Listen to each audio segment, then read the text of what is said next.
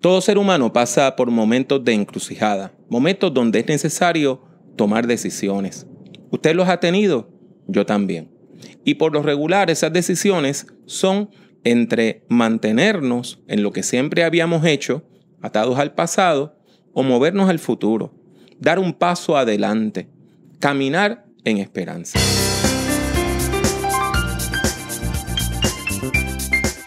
Les habla Pablo Jiménez, exhortándole a que prediquemos.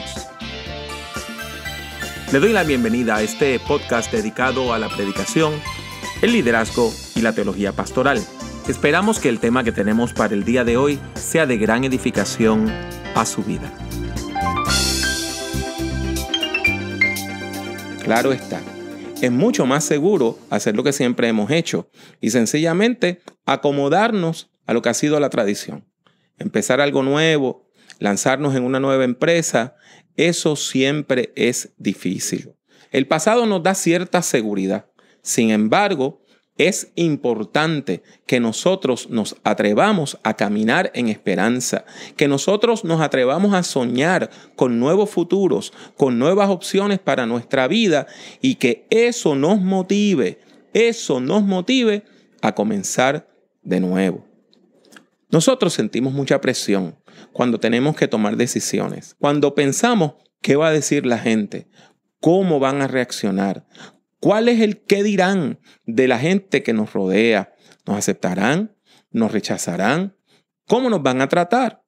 Y cuando pensamos en las personas que están en autoridad, imagínese usted, ahí sí que nos da miedo. ¿Nos van a rechazar? ¿Nos van a castigar? ¿Nos van a echar fuera de la comunidad? ¿Nos van a humillar ante todos nuestros seres queridos, amistades y vecinos? Y así quedan las opciones claramente delimitadas. O miramos el pasado y nos quedamos en lo que ha sido seguro, nos conformamos a lo tradicional, o caminamos al futuro con sentido de esperanza, sabiendo que nuestras decisiones tienen un costo, que hay que pagar un precio, pero que también tienen consecuencias y que muchas de esas consecuencias pueden ser muy positivas para nuestra vida. Cuando nosotros vamos a las Sagradas Escrituras, encontramos muchos momentos de encrucijada. Y uno de esos momentos se encuentra en el capítulo 5 del libro de los Hechos de los Apóstoles. Como ustedes saben, llevamos toda una serie de sermones sobre este tema, así que si no ha visto los anteriores, busque el resto de nuestras predicaciones recientes. De todos modos, ¿qué es lo que nosotros encontramos? Pedro y Juan habían sido arrestados y después de un primer enfrentamiento con la legislatura colonial por hacerle bien a un hombre, por salvar, por sanar a un hombre que no podía caminar, ellos tuvieron que enfrentar cárcel y tuvieron que enfrentar un juicio y los amenazaron y les dijeron que no volvieran a predicar en el nombre de Jesús. Sin embargo, ¿qué hicieron los apóstoles? No se dejaron intimidar. Llegaron a donde estaba el resto de la iglesia y la iglesia comenzó a orar y a leer la escritura. Siguieron orando hasta que el lugar donde estaba tembló. Hasta que el lugar tembló con la presencia de Dios y la acción del Espíritu Santo. Después de eso, ¿qué es lo que nosotros encontramos? Que Dios comienza a hacer cosas maravillosas en la iglesia. A partir del versículo 32 del capítulo 4, encontramos el segundo resumen. Yo le dije en sermones anteriores que el libro de los Hechos tiene una serie de resúmenes que nos habla de cómo era la vida de la iglesia primitiva. Pues en ese segundo resumen se nos dice que la iglesia estaba unida. Dice la palabra: todos los que habían creído eran de un mismo sentir y de un mismo pensar. Ninguno reclamaba como suyo nada de lo que poseía, sino que todas las cosas las tenían en común.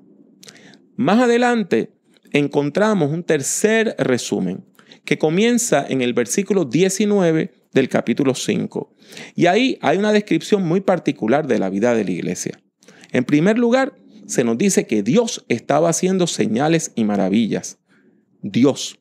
No nosotros, no los apóstoles, no era ningún hombre, no era ningún truco de magia, era Dios en medio de la iglesia. La iglesia se reunía públicamente en una parte de la plazoleta del templo que se llamaba el Pórtico de Salomón. Allí se reunían, allí predicaban, allí oraban y allí proclamaban que Jesucristo es Señor, Salvador, Mesías. El número de la gente de la iglesia seguía creciendo. Dios seguía añadiendo nuevos creyentes a la iglesia. Comenzaba la iglesia a crecer, a convertirse en una fuerza en Jerusalén. Y la gente, sabiendo que Dios estaba en medio de todo eso, hacía algo muy interesante. Sacaban las personas enfermas y las ponían en la calle. De manera que cuando Pedro pasara, su sombra les tocara y esas personas recibían sanidad. Esto se basa en que en el mundo del Mediterráneo, en el tiempo de Jesús, la gente entendía que si la sombra de una persona a mí me tocaba, yo iba a compartir la esencia de esa persona. Si la persona era mala, me iba a tocar algo malo. Pero si la persona era buena, yo iba a recibir bendición. Pues imagínense usted, Pedro, el apóstol que Jesús había mandado, había enviado a predicar, cuando pasaba, su sombra era tan poderosa que el Espíritu Santo estaba sanando a la gente.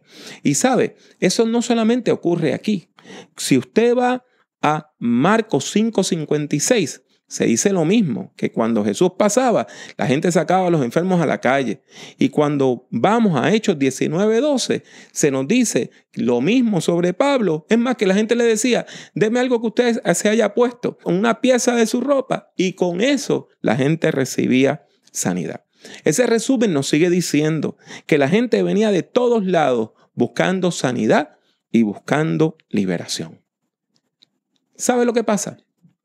Que cuando la iglesia está haciendo todas estas cosas bonitas, lindas por la gente, hay personas que siempre se molestan.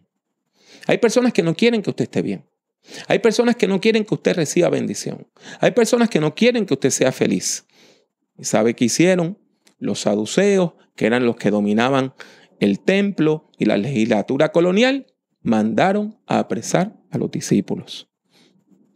Así, el sumo sacerdote, junto con toda esa serie de políticos religiosos y religiosos políticos, mandaron a arrestar a los apóstoles y los echaron a la cárcel. Pero ellos no contaban con que un ángel del cielo iba a ser enviado por Dios para liberarlo. ¿Y sabe por qué no contaban con eso? Porque los saduceos no creían en ángeles. Los saduceos no creían en ángeles. Y Dios, para sorprenderlos, o para, como dicen nuestros hermanos mexicanos, para darle en la torre a esos saduceos, les manda una de esas cosas que ellos dicen que no existe, un ángel. Y el ángel libera a los apóstoles. Esa es la primera parte de ese juicio, de ese segundo encuentro entre los apóstoles y la legislatura colonial. La segunda parte nos dice que al otro día, después de haber arrestado a los apóstoles, los sumos sacerdotes y la gente de la legislatura colonial, que se llamaba el Sanedrín o el concilio, mandan a buscar a los apóstoles. Y cuando envían los alguaciles a la cárcel, encuentran que la cárcel está completamente cerrada. Están todos los guardias allí y los apóstoles no están. Entonces ellos tienen que ir a donde los sumos sacerdotes, tienen que ir a donde los religiosos a decirle, mire, eso no se puede explicar. Todo está cerrado como si estuvieran allí, pero ellos no están. Y entonces alguien le dice, los apóstoles, si están en la plazoleta del templo predicando. Un poquito de comedia encontramos en el libro de los Hechos, ¿verdad? ¿Qué pasa? Vuelven a mandar a buscar a los apóstoles para arrestarlos. Entonces, cuando los traen, esta vez lo hacen calladitos. Esta vez lo hacen sin hacer mucho alboroto, porque temían que el pueblo los apedreara. Temían que se formara toda una conmoción cuando fueran a arrestar a estas personas que solamente estaban bendiciendo al pueblo. El sumo sacerdote llama a los apóstoles una vez que están frente a él, los confronta y les dice, ¿acaso no les dimos órdenes estrictas de no enseñar en ese nombre? Hablamos sobre el nombre la semana pasada, ¿verdad? No les prohibimos hablar en el nombre de Jesús. Y ahora ustedes han llenado Jerusalén de su doctrina. Y noten algo interesante. Ni el sumo sacerdote ni los religiosos dicen Jesús. Dicen el nombre y nos culpan de la muerte de ese hombre. como si Jesús no tuviera nombre. Y entonces Pedro y el resto de los apóstoles les responden y les dicen de manera contundente: es necesario obedecer a Dios antes que a los hombres. Es necesario obedecer a Dios antes que a los hombres. Y les explican que el Dios en que ellos creen es el Dios de Israel, el Dios de nuestros antepasados. Ese mismo Dios del Antiguo Testamento es el Padre de nuestro Señor Jesucristo. Es quien lo resucitó. Y ese Jesús, el Mesías enviado por Dios, fue el que ellos habían asesinado y el que habían colgado de un madero. Pero Dios lo liberó, Dios lo levantó de la muerte y ahora hay una nueva oportunidad de arrepentimiento, hay una nueva oportunidad de salvación. Ahora podemos tener nuestros pecados perdonados. Y ellos dicen: nosotros somos testigos de esto. Nosotros somos testigos de esto. O sea, nosotros garantizamos esto con nuestra propia vida, con nuestro propio testimonio. Es un momento de impasse.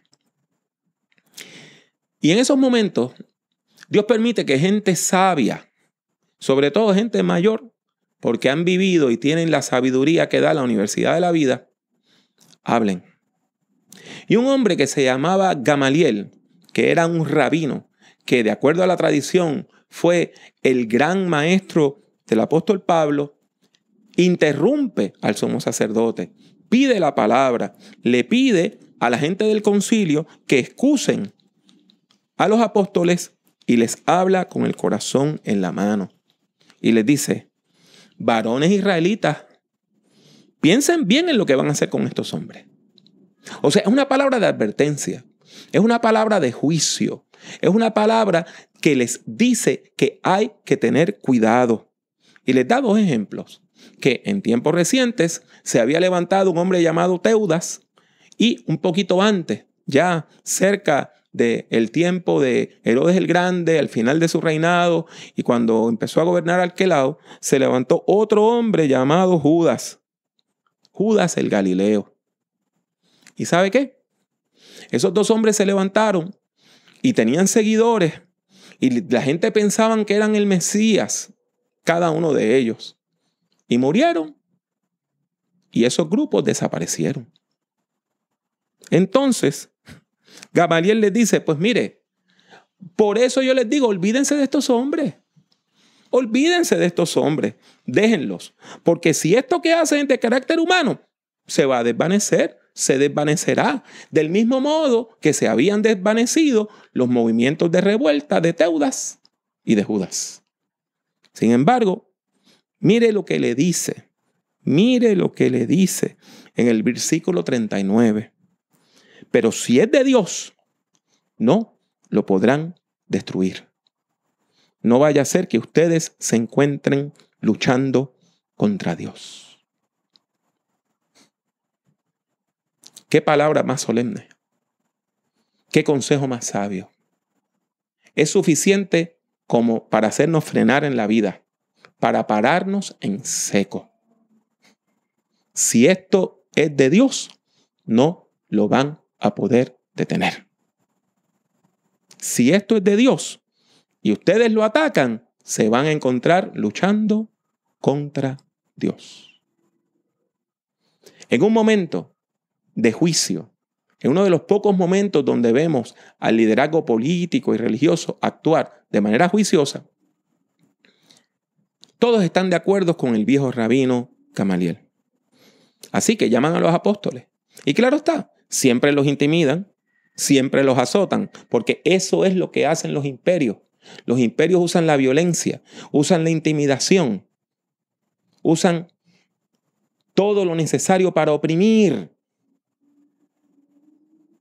Sin embargo, a la larga tuvieron que soltarlos, tuvieron que dejarlos en libertad.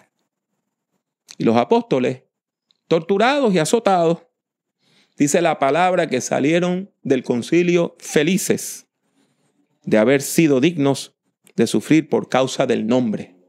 ¿Del nombre de quién? Del nombre de Jesucristo.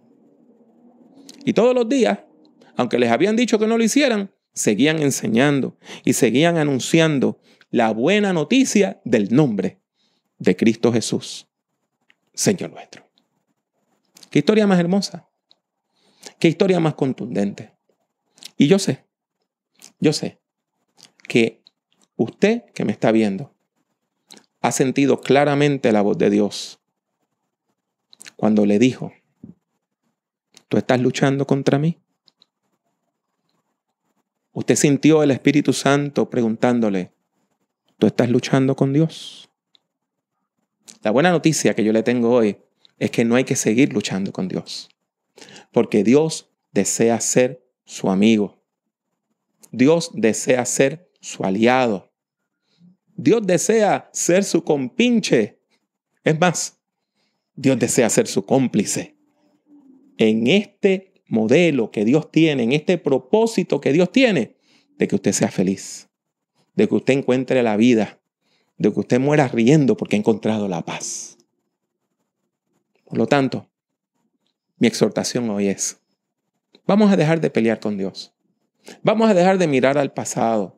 Vamos a desembarazarnos de esas cosas que nos atan al ayer.